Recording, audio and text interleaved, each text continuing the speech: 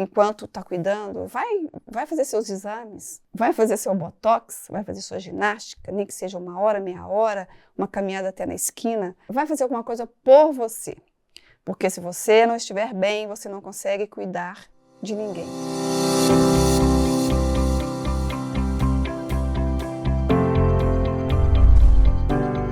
Muito bem-vindos a mais um episódio do 1808 Conectadas. Pessoal, se esse episódio tivesse um título, seria A Dona do Espremedor de Frutas. Vocês já ouviram a expressão? Claro que já. Se a vida lhe dá limão, faça uma limonada. Então, eu vou apresentar a mulher que tem o espremedor, que resolve tudo. Essa mulher, em meio a uma crise, a uma doença, ao Alzheimer da mãe, ela mudou de carreira, escreveu um livro, tem ajudado muita gente a cuidar com calma. Apresento a vocês Denise Abreu, especialista em saúde mental e atenção psicossocial. Ela é mentora de cuidadores, idealizadora do canal Cuidando com Calma e autora do livro Tudo que Aprendi Cuidando. Denise, é um privilégio ter você aqui com a gente. Seja muito bem-vinda. Muito obrigada, eu que agradeço. Fiquei emocionada e honrada com o seu convite. E espero que a gente tenha uma conversa linda e produtiva. A gente vai ser, porque a gente tem muito o que falar. Gente, a Denise tem vários aspectos que eu quero trazer aqui hoje pra gente, sabe? A começar da Denise mulher, uma mulher que, educadora física, e que aos 50 e poucos anos decidiu se aposentar na educação física, fazer uma transição de carreira. Denise, conta pra gente um pouquinho disso, da transição, da sua decisão de mudar, de buscar outra profissão já aos 50 anos. Isso aconteceu por volta dos 50 e poucos anos mesmo. Eu estava atuando como coordenadora de academia e eu comecei a pensar o que eu vou fazer depois. Aí eu comecei a fazer especializações na área, em educação física mesmo, treinamento esportivo, uma gestão de pessoas. Quem sabe eu poderia trabalhar com o RH depois que eu me aposentasse. Isso tudo movida por uma mãe que é exemplo pra gente e que até os 82 anos de idade ainda estudava. Estudava, era ativa, trabalhava, e como não seguir esse exemplo, né? E o que eu vou fazer depois que eu aposentar? Até que minha mãe adoece com Alzheimer e essa resposta vem.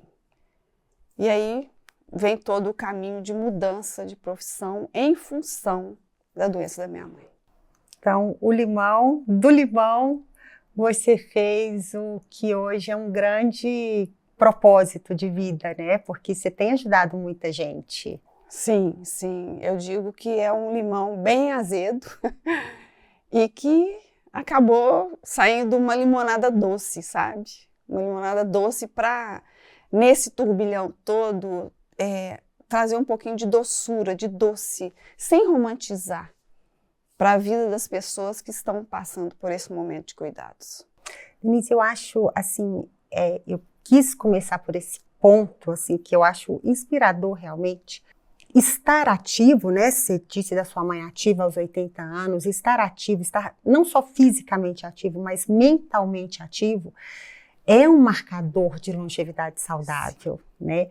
Outro marcador é ter a importância social, é participar do convívio social e propósito. Então, são lições assim, que precisam ser aprendidas, porque a gente vai viver muito, né? A gente está vivendo muito. A medicina, ela traz isso para a gente, ela traz essa possibilidade e a gente precisa viver com saúde, viver com bem-estar, né? Sim, e a minha mãe tinha uma frase que eu gosto de colocar entre aspas. Ela falava assim: eu estudo para eu entregar o diploma para São Pedro e para eu fugir do alemão.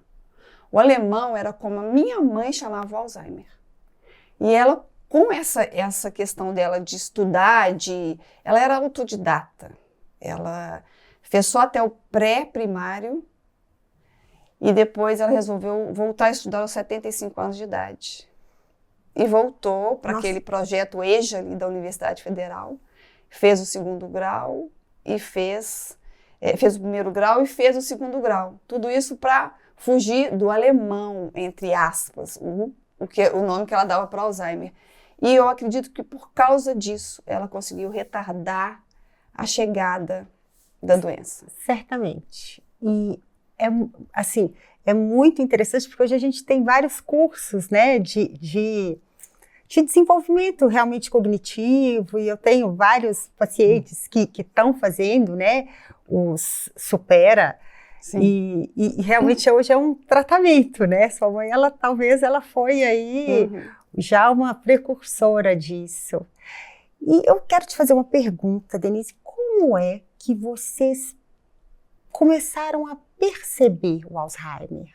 Porque eu vivo isso dentro do consultório, que às vezes eu acho que a gente nega, sabe? A família nega. Eu já tive por 2 vezes pacientes em que eu comecei a perceber que algo não estava bem, que a pessoa não estava mais com aquele brilho mental que tinha, pessoas que eu conhecia há anos, e que eu falei, uma delas eu cheguei a abordar a família assim como um cuidado, falei, olha, eu estou percebendo, e a família naquele momento negou, realmente assim, não tem nada, é assim mesmo. Como que foi isso para você? Você vê isso? Sim, eu lembro porque minha mãe, como ela era muito independente, mamãe dirigia, e quando ela estava dirigindo, o Alzheimer já estava por ali, porque ele vem antes de se instalar realmente.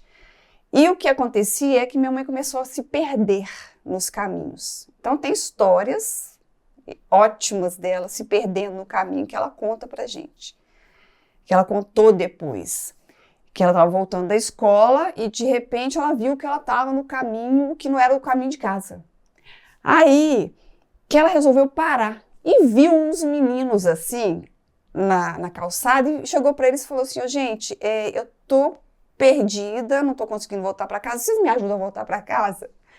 Aí eles viraram para ela e falaram assim, olha, a gente tá indo cantar num coral na igreja, a senhora pode ir com a gente vai pro coral cantar e depois a gente leva a senhora de volta pro caminho. Minha mãe deixou o carro estacionado ali, foi para a igreja com eles, pro coral, eles fizeram lá a apresentação deles, voltaram no lugar, um entrou no carro com ela e colocou ela no caminho de volta até determinado lugar que ela conseguia ir embora.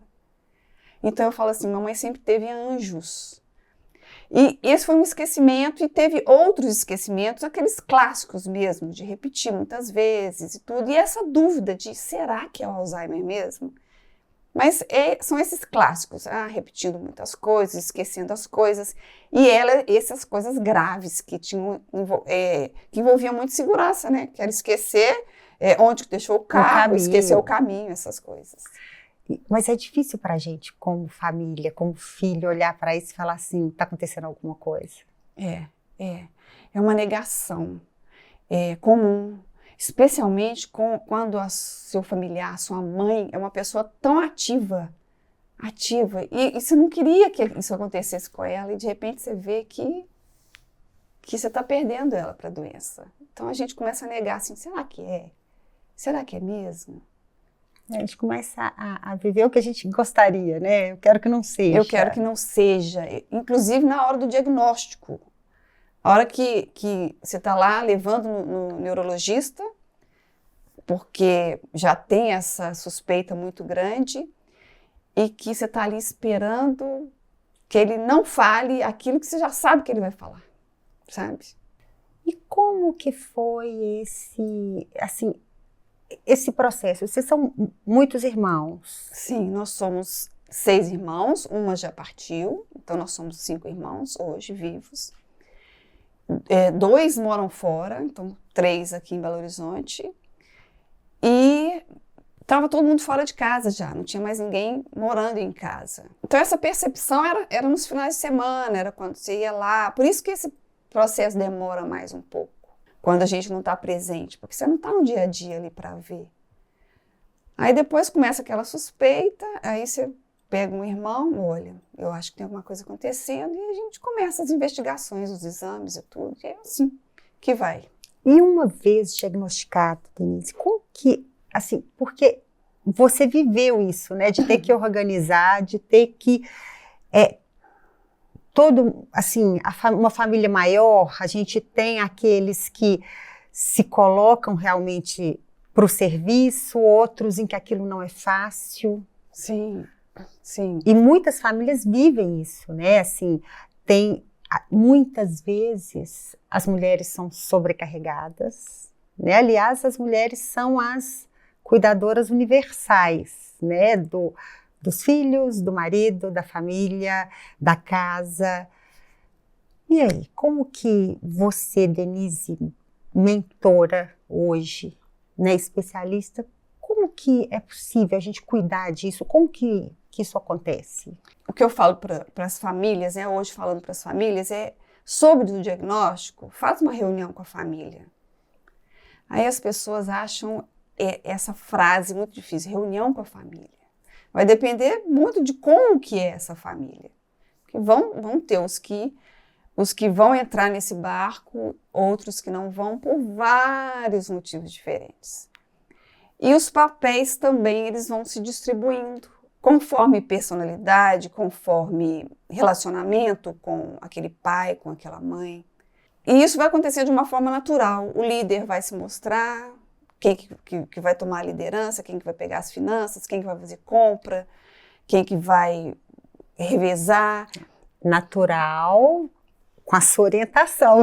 Não, eu acho assim. É o que a gente vê é uma situação, eu já vi isso algumas vezes na vida, assim, de ansiedade e de culpa e cobrança, né? Cada um acha que está fazendo mais, tem aquele que não quer. E aí, como você coordena isso? É natural, com a minha família foi natural. Quando o relacionamento dos filhos já é bom, isso acontece de uma forma natural. Quando não é, aí eu entro.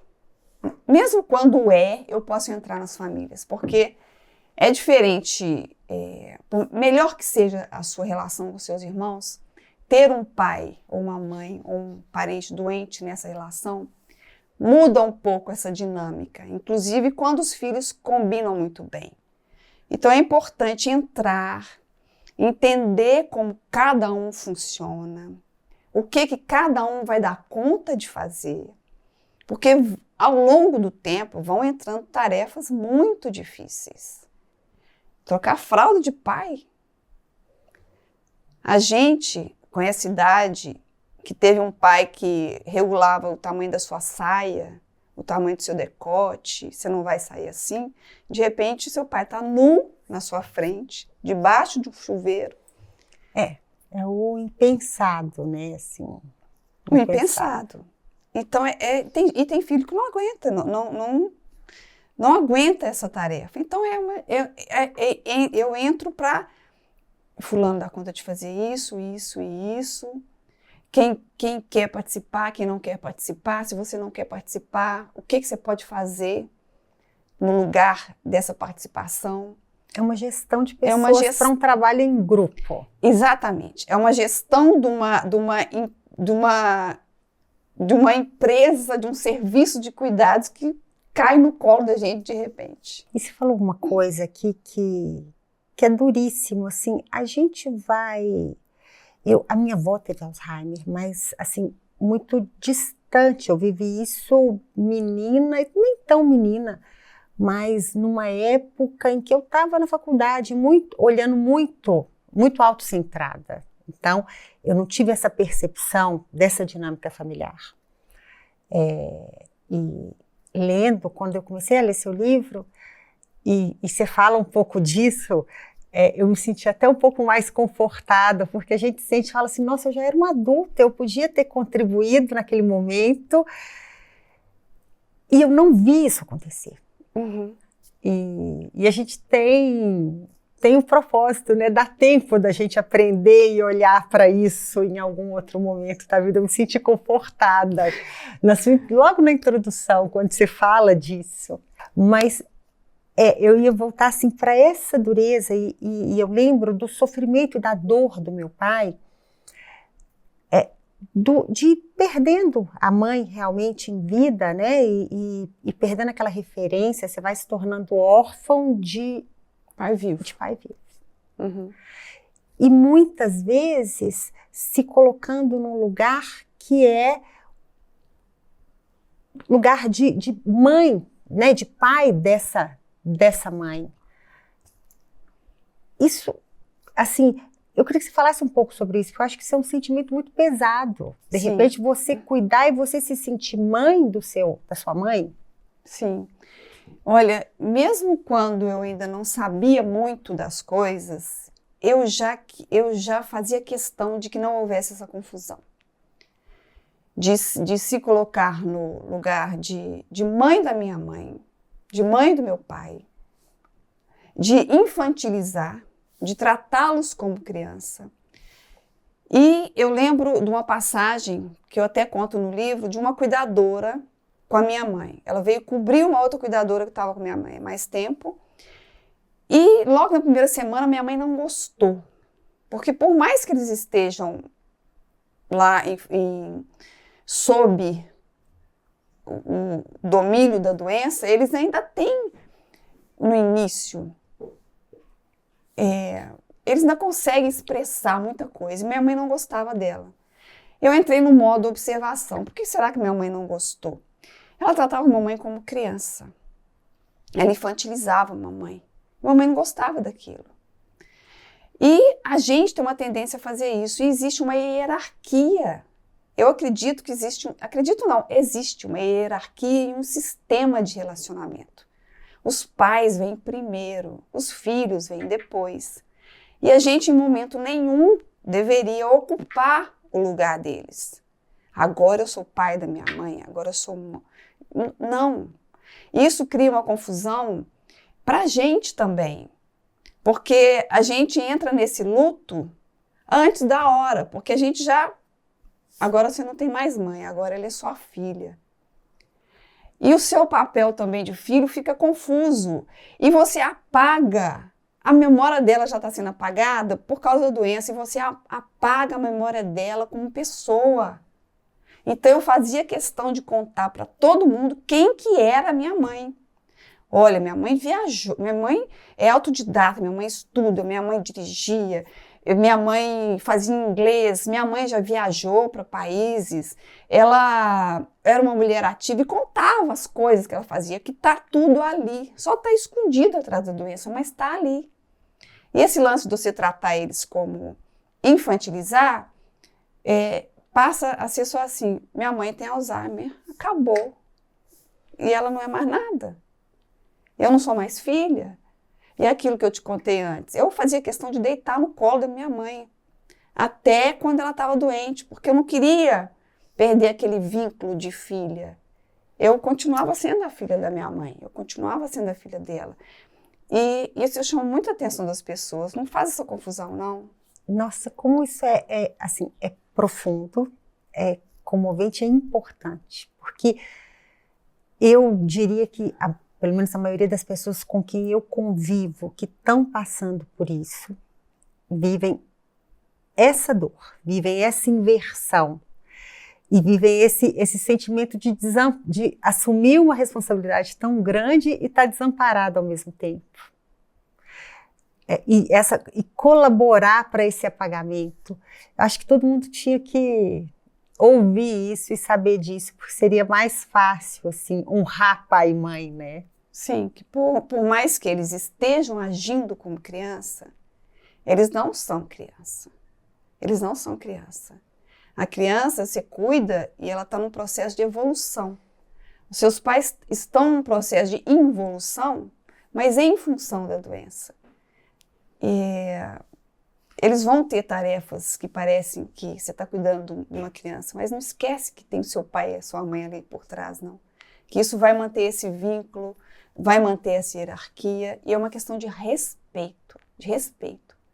Eu agora, lúcida, eu digo, se um dia, Deus me livre que aconteça, não me trata como criança, não. Porque, na verdade, a gente não sabe o que eles... Assim como tem as pessoas com coma que ouvem o que você fala, na verdade, a gente não sabe que tipo de conexão ainda continua existindo da pessoa com Alzheimer com a gente, sabe? A gente não sabe.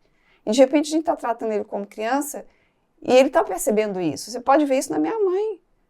O fato da moça infantilizar e tudo incomodava ela de alguma forma. Mesmo que ela não pudesse expressar aquilo de uma forma tão clara. Ela expressava através do comportamento, que era de irritação, que é o que acontece com eles. Quando eles estão com esse comportamento agressivo, alguma coisa, você pode saber que teve algum gatilho. Denise, a gente teve aqui, nossa última entrevistada foi Marta Miralha, uma mulher, assim, fascinante.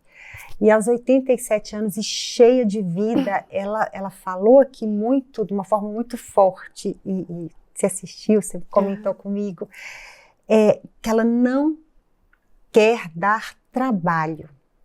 E é possível a gente se preparar para isso? É possível a gente se preparar para não dar trabalho? Sim, sim. Eu gosto de citar a doutora Ana Cláudia Quintana Arantes, que é uma geriatra, especialista em cuidados paliativos. Em algum momento eu vi uma entrevista dela dizendo: 9 entre 10 pessoas vão dar trabalho. Então a gente tem que se preparar para dar trabalho. É um momento de reflexão nossa, sabe? Aquelas manias que a gente tem em casa, por exemplo. Ah, não tira isso daqui. Isso aqui eu gosto que fique aqui. Eu só gosto da minha comida, eu só gosto do meu tempero. Só eu que sei fazer isso. Eu não gosto que fulano faça isso para mim. Começa a rever essas coisas, porque daqui a um tempo você vai precisar que fulano te cuide. Essa coisa que você gosta que fica nesse lugar pode ser que não esteja mais ali. Essa coisa que você gosta que faça desse jeito pode ser que não vá ser mais feita desse jeito. Começa a analisar se você não é chato, se você não é aquela pessoa... resumindo, é o seguinte: seja uma pessoa que os outros queiram ficar perto. Minha mãe era uma pessoa que todo mundo quis ficar perto. Meu pai já nem tanto, mas minha mãe era uma pessoa que todo mundo queria ficar perto. E isso vai refletir lá na frente, quando você precisar dar trabalho. E isso vai refletir até na forma como você envelhece, né? Porque isso é um fator que vai favorecer uma longevidade mais saudável. Sim. Né? Um tempo mais duradouro.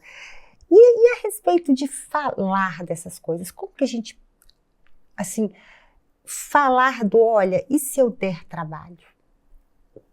Assim, a pessoa, ela é pega de surpresa, mas você acha que... Porque esse assunto é um tabu, ninguém quer falar sobre envelhecer, adoecer, morrer.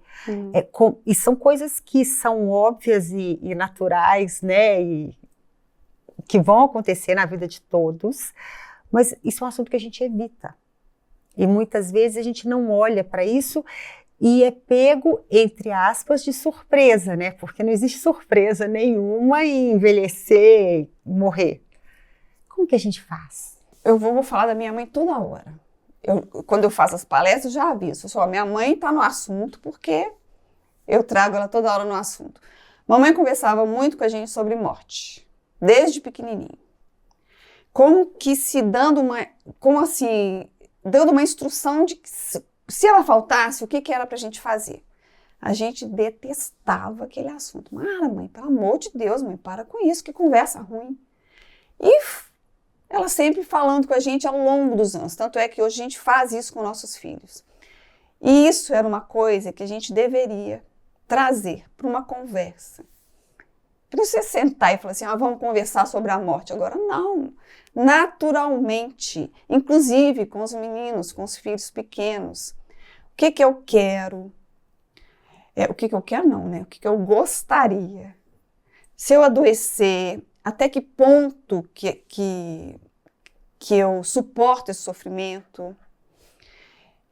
Não existe eutanásia no Brasil, mas você pode optar ou não por uma intubação. Se você já deixar isso claro, é como que uma instrução que ajuda quem está cuidando também, sabe? Conversar sobre a morte, conversar sobre o que eu quero, sobre o que eu não quero. Os cuidados paliativos mesmo, eles têm o testamento vital. Para a pessoa colocar ali para quem que vai o dinheiro, como é que vai ser gasto isso, quem vai cuidar disso, quem que vai cuidar daquilo. No Alzheimer isso não é possível, porque a memória vai não te dar tempo de fazer isso. Então, por que não fazer enquanto a gente está saudável? Isso é importante, porque isso fala muito sobre a nossa autonomia, dignidade até. A minha mãe, Denise, minha mãe morreu muito jovem. Minha mãe morreu aos 62 anos. Ela era essa mulher muito ativa, muito dinâmica e tudo muito, sabe? Uma pessoa exuberante, que as pessoas gostavam muito de ficar perto dela. Uhum. E ela adoeceu e nos últimos dias ela ficou no CTI e ficou muito debilitada. E quando ela se foi, alguns dias depois, eu falei com meu irmão, falei, nossa, eu tô tão incomodada porque a mamãe não falou nada. Ela não me deu nenhuma instrução e definitivamente não era o temperamento dela não dar nenhuma instrução. Aí ele riu e falou assim, ela não deu para você. Então ela até soube quem daria conta de receber a instrução naquele momento. E ela deu todas as instruções do que ela queria. Eu fico assim emocionada com isso, mas porque foi muito importante. Foi assim, isso tira um peso da gente. A gente fez como ela queria. E isso simplifica a vida, simplifica a morte, né? Sim. E é o que você falou da entrevista com a Marta. Quando ela falou, eu lembrei da minha mãe, porque a Marta disse que eu já avisei que eu quero doar os meus órgãos para a Faculdade de Medicina. Minha mãe tinha essa fala, só que ela falou comigo, ela não falou para todo mundo. Então eu não tinha o direito de, minha mãe quer doar o corpo para a Escola de Medicina. Então, quando for dito, fale para todo mundo, gente... Eu quero assim, assim e assim. Fale no 1808. Fale no 1808, como é que eu quero, que seja, porque é isso, serve de uma instrução, é uma instrução.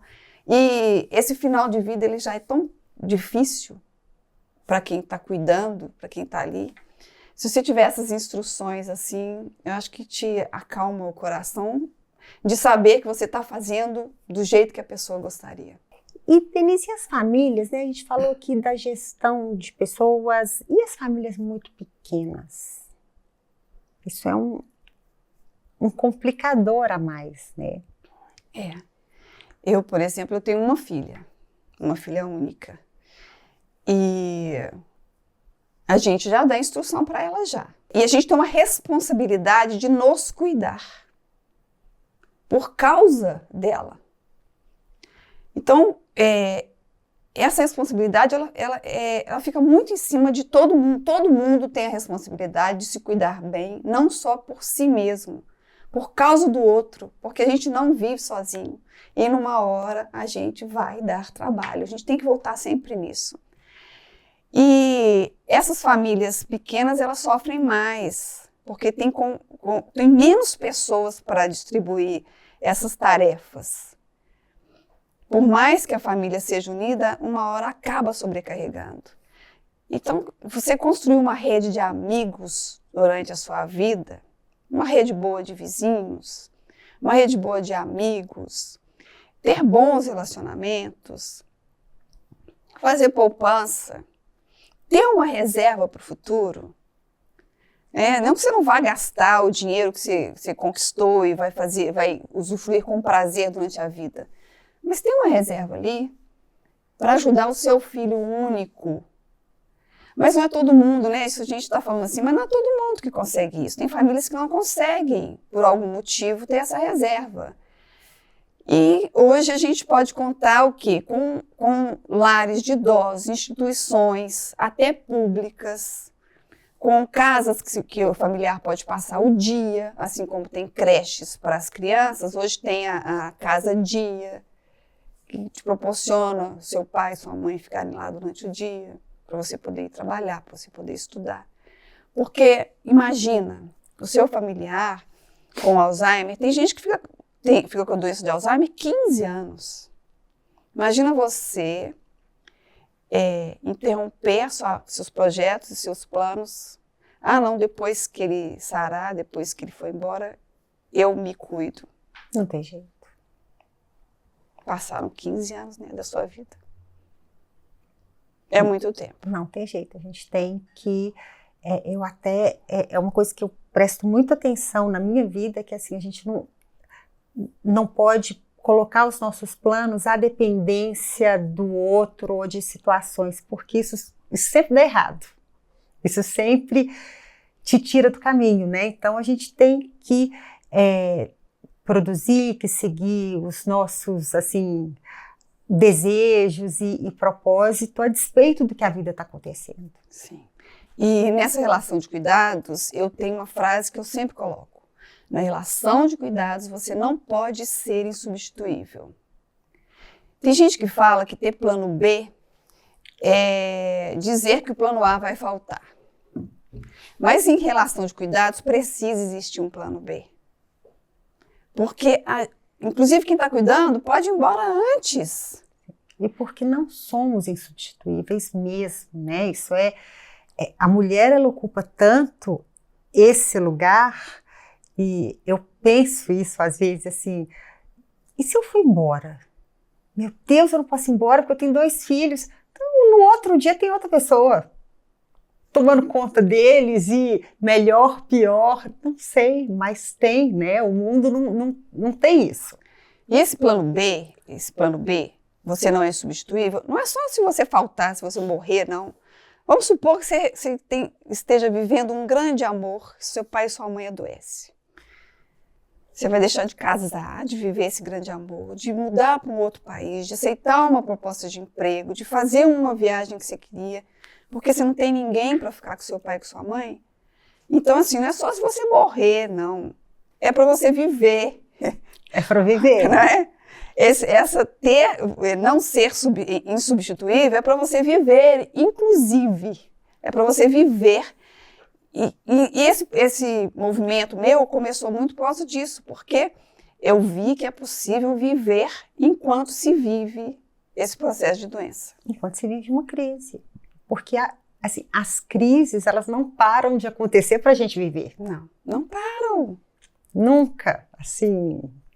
Tem sempre alguém doente, tem sempre alguém morrendo, tem sempre alguém triste do seu lado, tem sempre uma despesa inesperada. Sim, sim. Então é bom ter um plano para tudo. E inclusive quando a outra pessoa precisa de você, não pode ser só você. Tem que ter essa se eu não estiver aqui, quem vai ficar com minha mãe? Quem vai ficar com meu pai? Quem vai ficar com meu filho, né? Porque existem outras relações de cuidados também. Claro. A gente está falando do Alzheimer hoje, mas quantas mães estão cuidando de filhos com paralisia cerebral, filhos autistas graves, com outras neurodivergências que exigem o cuidado delas? Eu falo delas porque é isso que você falou. A grande maioria são as mulheres que estão cuidando. Então, essa rede de cuidados, ela é muito abrangente. E estão sobrecarregadas, né? As mulheres vivem sobrecarregadas. Vivem sobrecarregadas. E você acha que é possível mudar isso? Eu acho que precisa ser, porque em relação ao Alzheimer, a perspectiva é muito ruim. Porque quanto mais a gente envelhece, mais suscetível a ter doenças a gente está. Nós estamos vivendo mais. Então, quer dizer, lá na frente, alguma coisa pode ser que apareça. Denise, eu falo isso assim, olha, a gente vai viver mais. Sim. Tá? Isso é fato. A gente tem que decidir hoje como que a gente quer viver. E ainda assim, você tem uma parte que não tem controle. Mas a gente precisa entender assim, olha, viver muito eu quero viver doente ou não, então eu tenho que me cuidar hoje, né? Isso tem que ser um olhar para hoje, porque senão daqui a pouco você vai estar arrastando uma série de doenças. E o risco sempre maior. Sim, sim. Tem que ter essa preparação mesmo, porque a gente passa muito tempo da vida da gente envelhecendo, né? São três fases. Do 0 aos 30, dos 30 aos 60, e dos 60 agora até 90. Então, são muitos anos que a gente passa envelhecendo para passar envelhecendo doente. Exatamente. Então, a gente tem que se preparar para estar saudável, fazer melhores escolhas. Sim. E, inclusive, você falou uma coisa que é um problema grave, é um problema comum, que é a questão de gestão financeira. Se preparar financeiramente para envelhecer. E assim, a gente vive num país de grandes diferenças e que muitos não têm a condição de se preparar, mas muitos têm e não se preparam. Não têm educação financeira. Exatamente. Quando eu faço essa mentoria, essa instrução, eu levo cronogramas diferentes. E um deles é um cronograma de planejamento financeiro. O que a pessoa tem, do que ela pode dispor, caso ela precise. Porque sabe o que acontece muito em algumas famílias? Os filhos eles deixam de usar alguns recursos dos pais para sobrar mais para eles quando os pais forem embora. Por incrível que pareça. É porque antes de ser filho é ser humano. Ai. É triste, mas é. Sabe o que eu digo? Que nessa hora do cuidado, o nosso pior e o nosso melhor, ele aparece. Por mais bonzinho que você tenha parecido ser durante a vida, nessa hora o seu pior aparece, e muitas vezes em relação ao dinheiro. Então, esse poupar, não vamos fazer isso mais com ele, não precisa fazer tanta coisa com ele, não. Tá bom assim. Por quê? Para não gastar. Para não dilapidar o patrimônio. Não dilapidar o patrimônio. É isso. E o que a gente fazia lá em casa, que eu acho que é o correto você fazer, é cada um, mesmo eles tendo recursos, porque eu digo que meu pai e minha mãe pagaram para nascer, para viver e para morrer. Quando eles morreram, quando eles faleceram, o plano de saúde deles já estava, o plano de funerário deles já estava pago, o plano de saúde já tinha. Então, eles não deram despesa para a gente, mas a gente contribuía todo mês com alguma coisa, porque as despesas nessa fase são muito grandes. Com medicação, com tudo. Meu pai ainda foi para um lar de idosos, minha mãe não foi, mas meu pai foi. Então, por mais que eles tenham poupado, se a gente não sabe quanto tempo eles vão viver. E mesmo aquilo que eles pouparam pode ser dilapidado ali nesses cuidados. Então, a gente precisa mesmo dar um reforço. Aí a gente fazia esses depósitos mensais, né? E eu instruo as famílias a fazerem isso também. Depois, se sobrar, vocês dividem. Até para ter um fundo de reserva. Um fundo de reserva. É necessário um fundo de reserva, né? Porque você não sabe os estragos que esse condomínio da doença vai causar. Você tem um fundo de reserva. E, Denise, assim, você tira a sua forma de gestão desse momento, porque a gente fala crise, mas é uma crise que pode durar 15 anos, né? Então, a gente nem sei se pode chamar de crise, né? Não é um evento, mas isso gera um estresse crônico que é muito deletério para quem cuida, né? Assim, isso atrapalha o relacionamento das famílias, o relacionamento das pessoas ali, dos cuidadores com outros, impacta na vida de cada um, né? Sim. Geralmente, quando a gente passa por falando do Alzheimer, quando a gente passa por esse momento, a gente já é adulto, já tem uma família constituída, um marido, uma esposa, filhos, e isso tudo entra nesse bolo aí da doença. Tem familiares, marido, filhos, né, que são os netos, que vão te apoiar, vão entrar nessa empreitada com você, outros não. E isso influencia muito no relacionamento. Você vai ter que dormir na casa da sua mãe, você vai deixar seu marido em casa sozinho. Você vai ter que dormir no hospital. Você vai ter que fazer plantões. E tem que ter muita união e muito amor Os seus outros relacionamentos, eles têm que estar bem fortalecidos para você dar conta de passar por isso sem prejudicar esses outros relacionamentos. E sem deixar de dar atenção para esses relacionamentos. Por quê? Seus pais vão, você fica. E você não pode ter tudo destruído quando eles se forem. Então, é uma...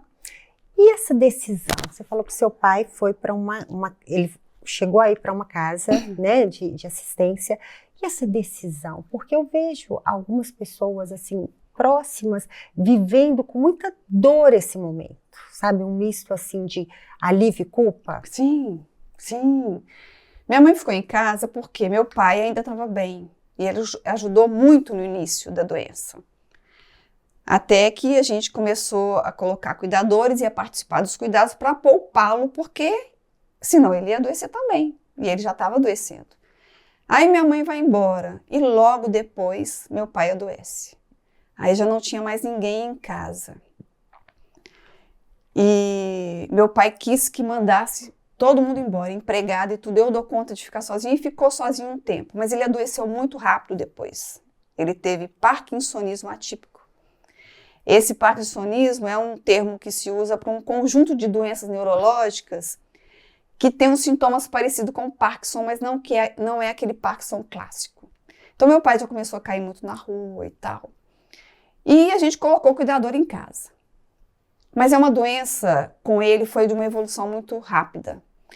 Morando numa casa grande, que exigia despesas, a casa deteriorando, que nesse meio você tem que cuidar do pai deteriorando, mas tem tudo em volta que não pode ruir também. E a gente resolveu, por bem, levá-lo para um lar de idosos, com o consentimento dele.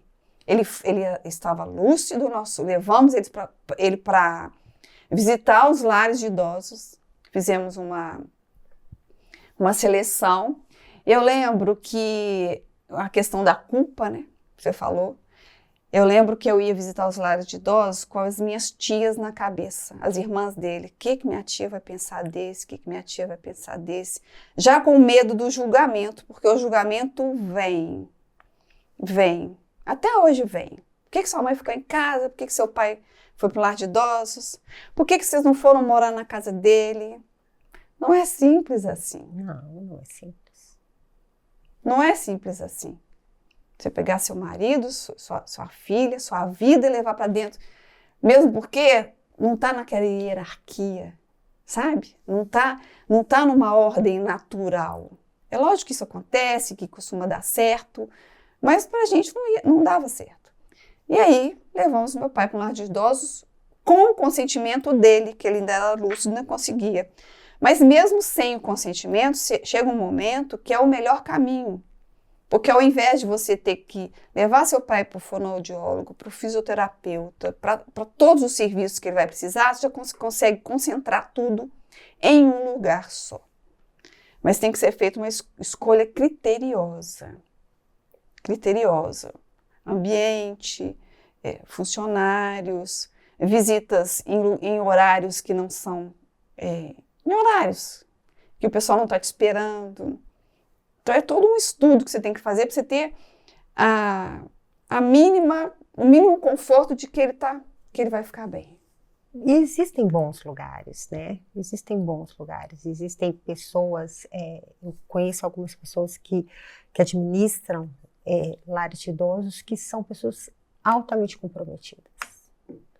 Mas que vivem, eu até tive conversando recentemente, que vivem esse sofrimento da pessoa que deixa ali, né? Porque você é muitas vezes julgado socialmente, né? Porque você não leva sua mãe para morar com você.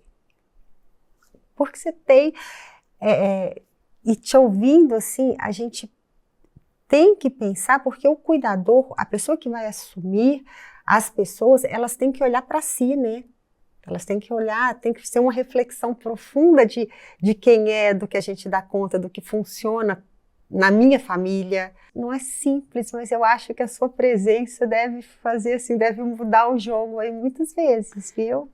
Olha, eu atendi uma cliente uma vez que a dificuldade dela era essa. Filha única, casada, com 2 filhos já adultos e a mãe doente.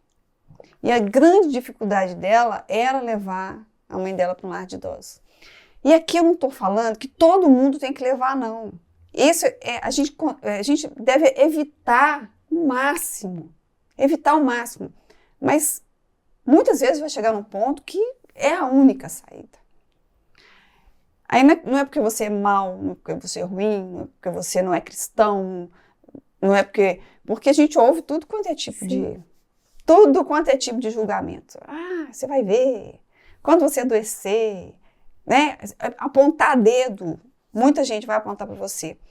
O negócio é, como diz o outro, né? Ouvido de mercador. E faz o que está dentro da sua realidade. Contanto que você esteja fazendo aquela coisa que vai ser boa para ele, para você também, por que não? E, Denise, você, na sua gestão do cuidado, na sua mentoria para o cuidador, como você sugere que os cuidadores eles se cuidem, eles se fortaleçam? Isso vai ser muito individual, né? Primeiro a gente conversa sobre projeto de vida. O que você tem como projeto de vida que foi interrompido? Por causa do seu pai ou por causa da sua mãe? Como é que a gente pode incluir esse seu projeto, mesmo que seja uma parte pequenininha de execução dele, ou então uma execução dele uma velocidade menor, enquanto seu pai e sua mãe estão doentes? Hoje a gente tem tanto recurso de profissões que você não precisa sair de casa, que você pode exercer, mesmo a sua profissão mesmo, que você pode exercer enquanto seu pai está dormindo, sua mãe está dormindo, enquanto tem uma outra pessoa com ele. Não abrir mão daquilo que você vai ter para fazer depois, quando seus pais forem embora, porque sabe o que aconteceu comigo? Quando os 2 faleceram, eu tive um sentimento de inutilidade. Eu me senti inútil. E olha que fazendo tudo que eu fazia. Eu tô pensando, meu Deus do céu. E olha que fazendo tudo que eu já fazia. Porque num dia eles estão ali demandando tudo, o tempo e tudo. No dia seguinte, você volta do velório deles e fala assim, o que eu vou fazer agora? Então, a instrução que eu dou é a seguinte, pensa nesse depois, o que eu vou fazer agora. A mínima coisa que você tiver conseguido construir e manter de sonho, de projeto, de plano, durante esse período de cuidados, você pode continuar, executar. Você vai ter um porquê, um propósito depois. Você não vai ficar perdido. Não, o que eu vou fazer agora? Perdi, né, entre aspas, se você enxergar assim. Tantos anos da minha vida em cuidado, não fiz nada para mim, não me cuidei. Às vezes perdeu o fio da meada da vida, né? Perde o fio da meada da vida. É isso. E uma terapia, um psicólogo, um amigo, um padre, uma igreja, alguma coisa que te dê um suporte enquanto você cuida. E não ficar só brigando com a sua cabecinha, não, que ela sozinha não vai dar conta. O exercício. O exercício físico, né? Nossa. Às vezes até um botox. Aí. É o que você se cuida do corpo. Com certeza. Isso é muito bom para a mente, né? Olha, eu tenho uma grande amiga que ela teve um câncer grave. Por que ela teve esse câncer grave? Ela fez uma mamografia e engavetou a mamografia durante 2 anos, porque estava muito ocupada cuidando da mãe. A mãe estava com muita demanda de saúde. A hora que ela voltou com outras queixas, esse câncer que aí ela viu na mamografia, falou assim, olha, já tinha alguma coisa aqui que você não olhou. Já tinha criado metástases. E eu gosto muito de analogia. Então, não vamos deixar criar metástases na nossa vida, que a gente tem que cuidar de uma coisa muito grande depois, que a gente poderia ter cuidado antes ou durante esse processo. Enquanto está cuidando, vai fazer seus exames, vai fazer seu botox, vai fazer sua ginástica, nem que seja 1 hora, meia hora, uma caminhada até na esquina, alguma coisa, vai fazer alguma coisa por você. Porque se você não estiver bem, você não consegue cuidar de ninguém. Tem uns mantras que a gente devia falar enquanto a gente está cuidando, e esse também é um deles. Nossa, aqui eu fico escutando assim, mas são histórias, porque a relação de cuidado ela faz parte, né? Faz parte do viver, do envelhecer. A gente tem em algum momento parar de olhar para frente e começar a olhar um pouco para os nossos pais, para os mais velhos. E essas histórias se repetem. E essas metástases, adorei isso, elas se repetem algumas vezes assim, na nossa própria vida, momentos em que a gente deixa assim, eu vou resolver isso depois, e quando você vê tem uma metástase financeira, tem uma metástase oncológica, uma metástase de relacionamento. Sim, e agora eu vou trazer para você, já que a gente está falando de analogias, eu tenho uma analogia que é a analogia do tsunami. O tsunami, para quem assistiu aquele filme, eu não lembro o nome, ele tem 3 situações. Tem a situação de a hora que a tsunami vem, né, de repente, sem aviso, e tem o pessoal mergulhando que só sente uma ondinha passando, mas a hora que eles levantam, eles veem tudo destruído, não sabem o que aconteceu. Tem a segunda situação, que é aquele pai que está lá no resort com os filhos, a onda vem, ele mergulha na piscina, mas aí ele levanta, vivo, vê o que estava acontecendo e continua a ajudar as pessoas que estão em volta. E tem as pessoas que morrem junto com a onda do tsunami. Aí eu trago o Alzheimer. O Alzheimer é esse tsunami, que aparece de repente. De repente não, que a gente sabe que ele é construído assim como o tsunami, né? Ele é construído aos poucos. E vem e aparece de repente. Você pode estar em 3 lugares. Mergulhar, se isentar. E a hora que você levanta,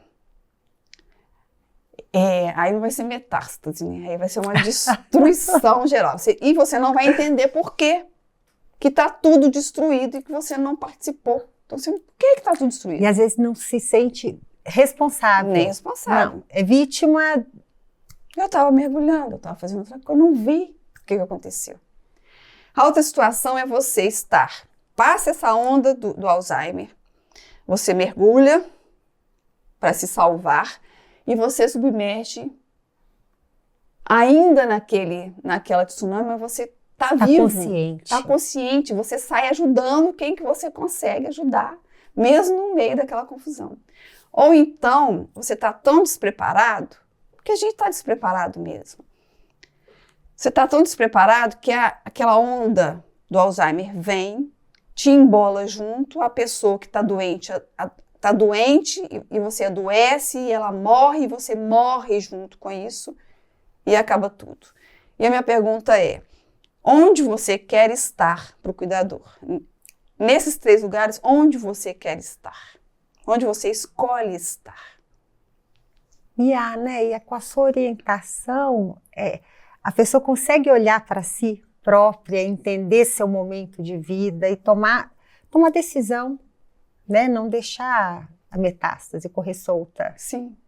E eu escolho estar na piscina e submergir, porque eu ainda acho melhor, mesmo sendo difícil, eu ainda acho melhor cuidar do que ser cuidado.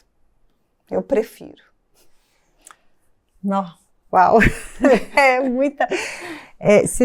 A gente vai tendo ideia, assim, da importância do que você está fazendo, sabe, Denise?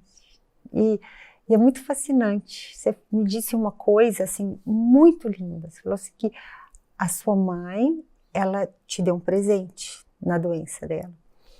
Mas ela te deu um presente porque você tinha você estava preparada para receber esse presente. Tá? Você estava num momento da sua vida em que você estava se preparando, e eu não acho que tem muita coincidência na vida, né? Eu acho que as coisas elas vão sendo construídas e elas vêm mesmo com um propósito que eu julgo maior assim que a gente às vezes. Mas você estava preparada, você estava ali para receber aquilo e recebeu lindamente.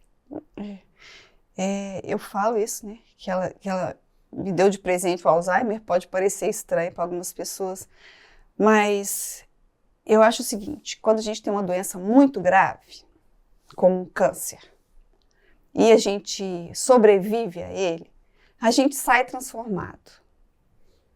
Acredito que não tem quem não saia transformado. E eu acredito também que muitas pessoas adoecem para a gente não ter que adoecer, mas para ter a chance de se transformar. E enxergar naquele adoecimento uma oportunidade de crescimento pessoal. Então não é o que eu faço com aquilo que está acontecendo. Não é a doença, o porquê eu adoeci, mas para quê? Exatamente, não é o porquê que eu adoeci. Não é por que comigo, mas para quê? O que eu faço com isso? O que eu faço com isso? O que eu faço com isso? E tudo que acontece em volta da gente, né? A gente tem sempre a oportunidade de crescer até com a dor do outro. Porque eu acho que ele tá fazendo um favor pra gente de não ser a gente que adoece. Mas vamos tirar algum crescimento, né? Alguma lição do adoecimento do outro. Mas isso requer amadurecimento, né? Isso requer amadurecimento, assim. E a sua ajuda, a sua fala, eu acho que ela traz uma vontade e um caminho, assim, para esse amadurecimento. Mas isso eu falo hoje, depois que passou, porque é muito intuitivo. Ou você entra e embarca, ou você não embarca, e só depois que você percebe que foi uma oportunidade que você abraçou. Mas na hora a gente fica assustado mesmo. A vontade é de sair correndo. Enfiar a cabeça no buraco, ficar debaixo do oceano lá. É mesmo, é isso. Submergir e deixar só a marolinha. Verdade. Olha, gente, eu quero mostrar aqui um pouquinho, porque assim, tudo que essa moça viveu culminou assim nesses projetos, né? Na mentoria, no canal e nesse livro, que eu fui presenteada com ele, tudo que aprendi cuidando. E é um livro em que ela traz muitas lições práticas. A Denise traz lições práticas e assim, muito objetivas, de um jeito muito gostoso, simples, e ele funciona quase que como um guia, assim, dá para a gente olhar assim, qual que é a minha questão e chegar, e permeado com histórias que são da sua mãe, da sua família. Fala pra gente um pouco do livro e o que você tem aqui, assim, os seus pilares fundamentais para as pessoas que estão vivendo, que estão vivendo esse desafio, né, do cuidar. Eu vou começar pelos pilares, que são 3 pilares, que eu trabalho com quem está cuidando. Primeiro é informação, porque a gente não é obrigado a saber das doenças que aparecem, mas a gente tem a responsabilidade de se inteirar minimamente para pelo menos prever o que pode vir pela frente. Então é informação. A outra é organização. É necessário uma organização para essa empreitada. Uma organização financeira, de revezamentos, uma organização emocional. Isso tudo é importante. E o terceiro pilar é o autocuidado. Porque quem não se cuida não consegue cuidar de ninguém. E o autocuidado inclui não abrir mão, na medida do possível, dos seus projetos. Não abrir mão de você, totalmente em função do cuidado. Senão, lá na frente, você vai ficar com aquela sensação de para que eu sirvo, né? estou me sentindo inútil, uma sensação de inutilidade. Então, trabalhar esses 3 pilares é importante. Esse livro, ele fala disso. Eu estou contando uma história que o personagem dela principal é a minha mãe. E eu faço uma cronologia desde quando surgiu, do diagnóstico e tudo. Entremeado com essas histórias, eu vou trazendo coisas técnicas, informações técnicas, o que é a doença, de comportamentos, e vou trazendo instruções como lidar com esse dia a dia. Coisas que aconteceram com meu pai enquanto ele estava doente, com a minha mãe enquanto estava doente. Como é que a gente lida com os sentimentos que surgem nessa hora? Com o dia a dia, do trocar fralda, do não conseguir trocar fralda, do engasgo, do que eu faço com o engasgo. O tanto de histórias que pode acontecer nesse meio. Tem cronogramas, tem muito. É um guia. É um guia. Eu conto uma história, mas é um guia também. É um guia de consulta. É um guia de consulta. É um guia de consulta. Para você colocar lá, grifar, para quem está te ajudando a cuidar, falar assim, ó, dá uma lidinha nisso aqui, que isso aqui vai ser importante. É um livro leve. É um livro leve. Eu quis que fosse um livro leve. Apesar do peso do momento, eu procurei que fosse um livro leve. E minha mãe, ela era muito bem-humorada, mesmo dentro da doença, ela tinha os momentos de humor. E a gente tratava também a coisa com humor até um certo limite, mas para dar leveza também, sabe? Para você aguentar o tranco que é. Então, é um livro de história e um guia. Não, Denise, assim, parabéns, você fala e a verdade é que você é leve. Então, você é essa sensação. Você vai... Tudo que você faz, assim, se eu fosse resumir, você traz leveza, você tira o peso, porque quando você organiza, quando você faz cada um olhar para si, eu acho que você tira o peso de um momento tão conturbado da vida das pessoas. A ideia é essa, porque toda regra tem uma exceção. E quando tem uma exceção, quer dizer que é possível. Eu me coloco como exceção de ter sobrevivido e passado bem por isso. Então, se eu posso, por que outro tanto de pessoas não podem também? É possível? E podem, Denise.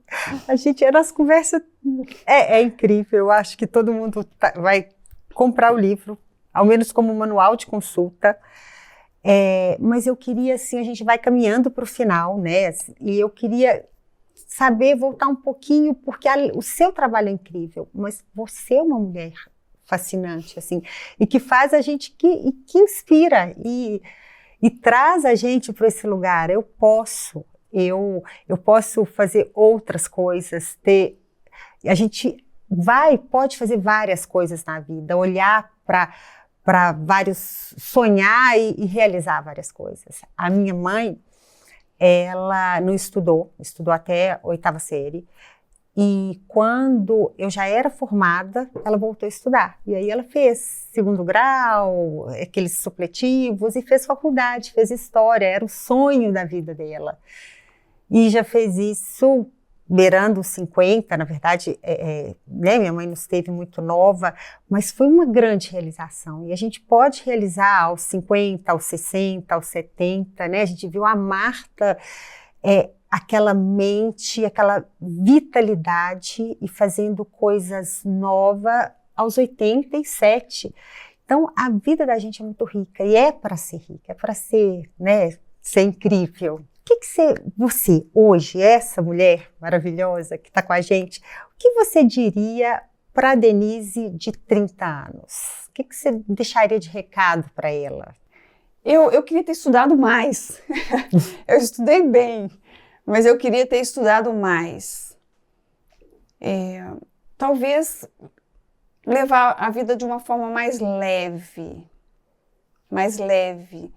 Não ficar tão preocupada com o que virá depois, porque as coisas virão, você querendo ou não, e que podem te surpreender de alguma forma. Mas hoje eu diria para ela, porque eu acho que já havia uma plantação naquela época. Eu só teria cuidado mais ainda da saúde, da alimentação, do intelecto. Era isso que eu teria para falar para aquela mulher. Mas eu diria para ela assim, vai que vai dar bom. Vai que vai dar bom. Que delícia. Pessoal, a gente vai terminando. Eu agradeço a todos que estiveram com a gente até agora e falo para vocês nos seguirem na rede social, compartilharem o que gostarem do episódio. E Denise, as últimas palavras são suas, pode falar. Ai, gente, eu quero agradecer assim, demais. Estou honrada, emocionada com essa oportunidade que a doutora Raquel me deu de vir aqui dizer para vocês que é possível passar bem por esse período que parece tão difícil, mas a gente consegue sobreviver. Eu sou uma exceção à regra, tenho certeza que existem várias exceções à regra, e o meu trabalho é trazer muito mais pessoas para esse lado de cá, para o depois, para um durante mais tranquilo. É esse recado, é possível. Querida, muito obrigada, do fundo do coração. Eu que te agradeço. Pessoal, até a próxima.